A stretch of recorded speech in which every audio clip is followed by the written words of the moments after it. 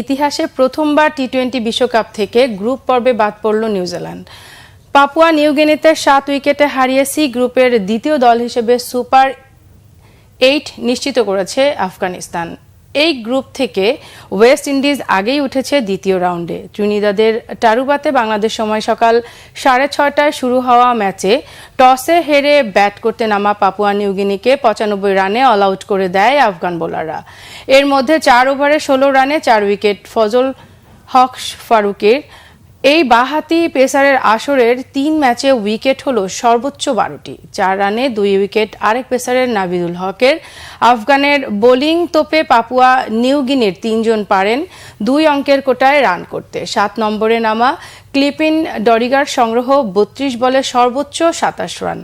Run তাড়ায় আফগানিস্তানের 2 opener Ibrahim জারদান ও রহমতুল্লাহ গুরবাজ বিদায় নেন 22 রানের মধ্যে।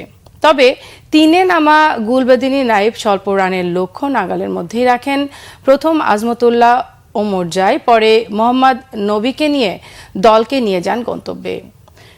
গুলবদিন 36 বলে 49, নবী 23 বলে 16 রানে অপরাজিত থাকেন। 29 বল বাকি রেখে পাওয়া 7 উইকেটের জয়ে সি গ্রুপের পয়েন্ট তালিকায় শীর্ষে উঠেছে রশিদ খানের দল।